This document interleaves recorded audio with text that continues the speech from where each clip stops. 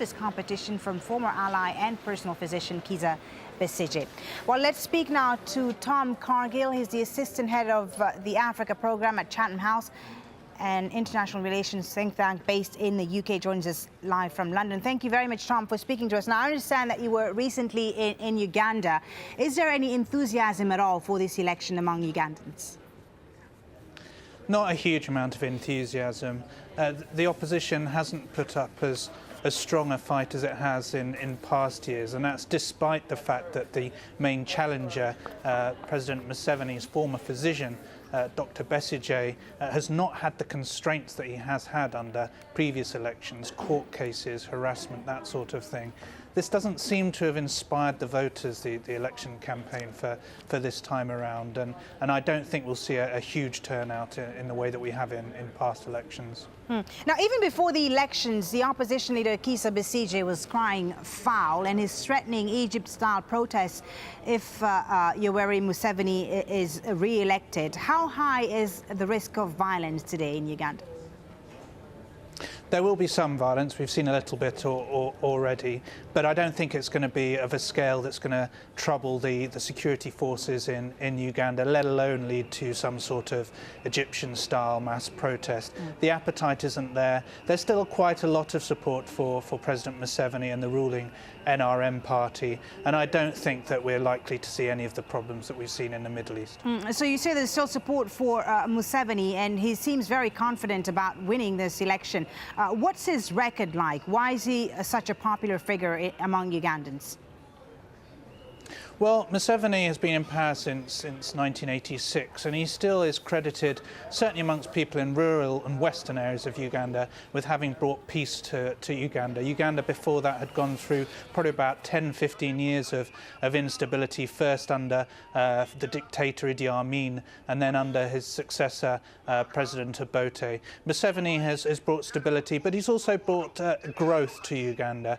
They've just recently discovered oil in the country. We've seen positive economic growth in recent years, and we've seen Uganda's profile raising internationally. Uganda just recently concluded an elected period on the Security Council, and in fact was president of the Security Council for some years. So Museveni's stock is still high with a fair number of Ugandans. So he's popular, but it looks like he wants to be president for life. I mean, he's already scrapped term limits for the president. How's that going to go down with Ugandans? Is that, likely to please them at all? There is growing concern. As I say, President Museveni has been in power since 1986. He claims this is just his fourth elected term, although he has been stood for election a fair few more times than that. And people are concerned. Since 1962, Uganda has still not had a peaceful democratic transition of power, and this is going to be increasingly a challenge for President Museveni in the years ahead. Okay, thank you very much for speaking to us. Tom Cargill of Chatham House, the Africa program at Chatham House, they're joining us live from London. Thank you. Now, dance with diplomacy. Stay with us to find out why the US is coming under pressure over its handling of the pro-democracy movements across the Arab world. And we'll meet the doctors trying to contain Haiti's deadly cholera outbreaks. Stay with us.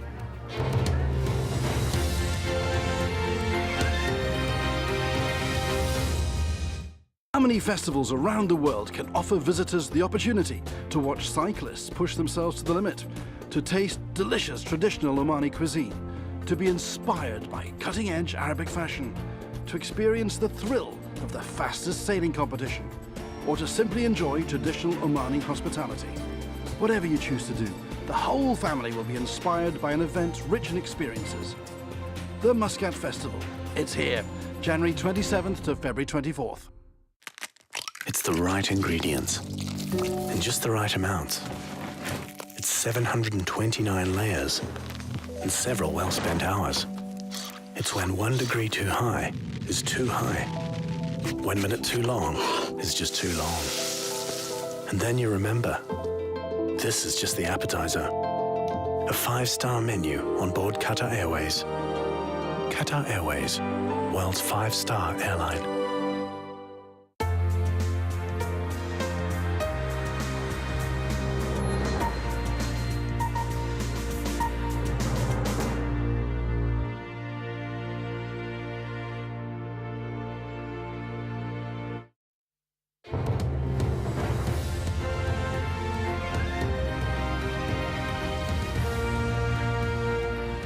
Welcome back. A reminder of our top stories on Al Jazeera. Tens of thousands of Egyptians are in Cairo's Liberation Square this Friday as part of a nationwide march of victory. They're celebrating 1 week since the overthrow of former President Hosni Mubarak.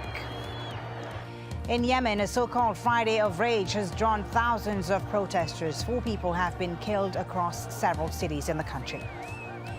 In Bahrain, hundreds have marched in support of the country's ruling monarchy in the capital, Manama. It came as thousands attended funerals for 4 people killed when the country's security forces attacked pro-democracy demonstrators on Thursday. Now, speaking at Friday prayers, Bahrain's top Shia Muslim cleric Sheikh Issa Qasim has described Thursday's crackdown on pro-reform protests as, quote, a massacre.